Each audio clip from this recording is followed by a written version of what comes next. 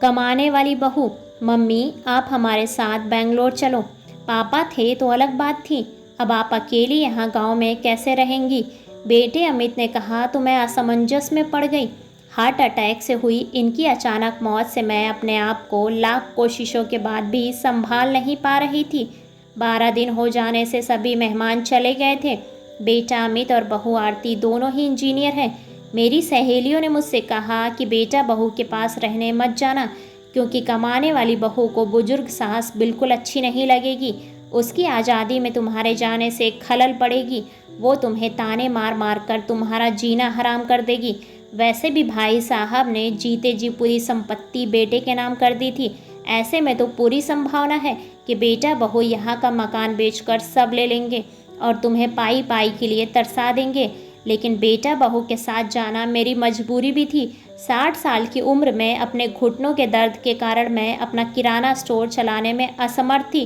12 दिन के कार्यक्रम का पूरा खर्चा बेटे ने ही किया था, लेकिन छोटे मोटे खर्च के लिए बेटे के आगे हाथ फैलाना मुझे ठीक नहीं लगा। और जो थोड़े बहुत पैसे हमने जमा करके रखे थे वो खर्च हो गए। अब हालात ये थे कि मेरे पास 100 रुपये भी नहीं थे। असमंजस में मैं अमित को कोई जवाब नहीं दे पाई। इतने में आरती ने कहा, मम्मी जी बताइए कि कौन कौन सी साड़ियाँ रखनी है, मैं आपका सूटकेस पैक कर देती हूँ। आरती के ऐसा कहने पर मैं कुछ बोल नहीं पाई और चुपचाप इन लोगों के साथ बेंगलोर आ गई। अमित और आरती दोनों ही मेरा पूरा पूरा ख्याल रखते, सभी साथ में ही खाना खाते। आरती मेरी पसंद के हिसाब से खाना बना देती। दोनों की यही कोशिश रहती कि मुझे इनकी याद ना सताए, मैं खुश रहूं। 8 साल का पोता चिंटू तो दादी माँ कहकर मेरे आगे पीछे घूमता रहता। मैं कोई भी चीज़ के लिए बोलती तो वो चीज़ मुझे ला कर देते। ये सब देखकर मेरे मन को बहुत शांति मिल रही थी। मैं सोचने लगी कि लोग बेवजह ही आजकल के बच्चों को बदनाम करते हैं कि वो लोग बुजुर्ग माँ बाप की कदर नहीं करते। खासकर यदि बहू कमाने वाली हो तो सास को नौकरानी ही समझने लगती है। आरती भी तो कमाती है, लेकिन कितने अच्छे से घर और दफ्तर दोनों संभालती है, कभी कोई ताना नहीं मारती। वो तो मुझे भी लगता है कि वो ऑफिस और घर दोनों जगह का काम करके थक जाती होगी, इसलिए मैं ही थोड़ा बहुत काम कर लेती हूँ।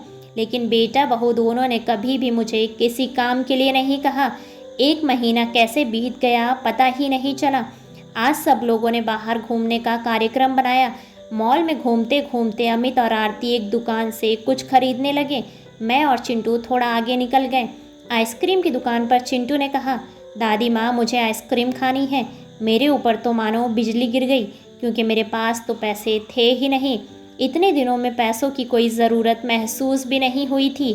अब क्या करूं? मेरा उतरा हुआ चेहरा देखकर चिंटू ने फिर कहा, दादी माँ प्लीज़ ले दीजिए ना। सॉरी बेटा, मैं अपना पर्स घर में ही भूल गई। मेरे ऐसा कहने पर चिंटू ने मेरी तरफ कुछ अजीब नज़रों से देखा। उसे लगा कि आइसक्रीम ना दिलाना पड़े इसलिए मैं बहाने मार रही हूँ, लेकिन मैं कर भी क्या सकती थी। मुझे अपनी बेबसी पर रोना आ गया। मैं कैसी दादी हूँ, अपने पोते को आइसक्रीम भी नहीं दिला सकती। इनके जाने के बाद पहली बार मैं अपने आप को बहुत ही असहाय महसूस कर रही थी। हमने बाहर डिनर किया। आरती ने मेरी पसंद की काजू करी ऑर्डर की थी, लेकिन मुझे उसमें भी स्वाद नहीं आ रहा था।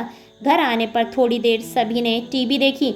अमित सोने चला गया और आरती चिंटू के कमरे में गई ताकि उसे ब्लैंकेट आदि देकर सुला दे। मैं भी अपने कमरे में सोने जाने लगी। इतने में मुझे चिंटू की आवाज़ सुनाई दी, मम्मी दादी माँ बहुत ही कंजूस हैं, तू ऐसा क्यों बोल रहा है? हाँ मम्मी, आज मॉल में घूमते वक्त मैंने दादी को आइसक्रीम दिलाने को कहा तो उन्होंने कहा कि वो अपना पर्स घर में ही भूल आई हैं। कितना अच्छा है ना मम्मी कि बाहर जाओ तो पर्स ही साथ में ना लेकर जाओ, कुछ भी खर्चा नहीं होगा। कंजूस दादी माँ। ये क्या है चिंटू, दादी माँ के लिए ऐसा बोलते वक्त तुझे ज़रा भी विचार नहीं आया? क्या तुम उनके दुख को समझ सकते हो कि वो कितने दुख में हैं? दादी माँ को क्या दुख है? बेटा अभी तक दादा और दादी जी गांव में एक साथ रहते थे, अब अचानक दादाजी हम सबको छोड़कर चले गए। जिस व्यक्ति के साथ हम 24 घंटा रहते हैं, साथ में उठते बैठते हैं, साथ में खाना खाते हैं, अपना दुख सुख शेयर करते हैं, वही व्यक्ति अचानक से हमसे बहुत दूर चला जाता है। वो कितना दुख होता है ये अभी तुम नहीं समझ सकते। सोचो, अचानक तुम्हारे मम्मी पापा तुमसे बहुत दूर चले जाएं, इतना दूर कि कभी वापस ना आए, तो क्या तुम्हें दुख नहीं होगा? नहीं मम्मी, मैं आप लोगों के बिना नहीं रह सकता। बेटा फिर सोचो, दादी माँ दादाजी के बिना कैसे रह रही होंगी।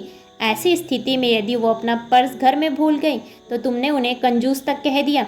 तुम्हें तुम्हारे प्रति उनका प्यार नहीं दिखा। जब भी तुम्हें स्कूल से आने में 5-10 मिनट की भी देरी हो जाती है तो वो लगातार बालकनी में खड़े होकर तुम्हारा रास्ता देखती रहती हैं। उस दिन उनके घुटनों में बहुत दर्द होने के बावजूद तुम्हारे कहने पर उन्होंने तुम्हारी पसंद का मेथी मटर मलाई बनाया था। इसलिए बेटा, किसी के लिए कोई भी राय बनाने से पहले उस व्यक्ति के दृष्टिकोण से भी सोचना चाहिए। सॉरी मम्मी, ये बातें सुनकर मुझे अपनी बहू पर बहुत गर्व हुआ। उसकी जगह यदि मैं होती तो शायद मैं भी अपने बेटे को इतने अच्छे से नहीं समझा पाती। सुबह अमित ऑफिस चला गया और चिंटू स्कूल। आरती ऑफिस जाते जाते मेरे हाथ में कुछ रुपए देने लगी। ये क्यों बहू? मुझे पैसों का क्या काम है? मम्मी जी, इंसान को पैसों का कब काम पड़ जाए कह नहीं सकते। आप मंदिर जाती हैं, कभी दक्षिणा चढ़ा दीजिए, कभी चिंटू किसी चीज़ के लिए जिद करे तो उसे वो चीज़ लेकर दे दीजिए। लेकिन बहू, मम्मी जी, यदि यह पैसे अमित आपको देते तो क्या आप मना करती? नहीं ना, आपकी बहू भी कमाती है, तो फिर आप अपनी बहू से पैसे क्यों नहीं ले सकती? आरती की बातें सुनकर खुशी के मारे मेरे आँखों में पानी आ गया। जो बात मेरा बेटा भी नहीं समझ सका, वो बात मेरी बहू ने समझ ली थी। मैं ईश्वर से प्रार्थना करने लगी कि मेरी जैसी बहू सबको दे। लोग बेवजह ही कुछ कमाने वाली बहुओं के दुर्व्यवहार को देखकर सभी कमाने वाली बहुओं पर लांछन लगा देते हैं कि वे तुनक मिजाज और घमंडी होती हैं। सास ससुर इनको बिल्कुल अच्छे नहीं लगते। कुछ बहुएं आरती जैसी समझदार, सुलझे विचारों वाली, बड़ों का सम्मान करने वाली भी होती हैं। आज आरती ने कमाने वाली बहू के बारे में मेरे आंखों पर पड़ा पर्दा हटा दिया था। ऐसे ही बेहतरीन कहानियों को सुनने के लिए वीडियो को लाइक और चैनल को सब्सक्राइब करें और अपने विचार कमेंट्स बॉक्स में कमेंट्स करके हमें ज़रूर बताएं। धन्यवाद।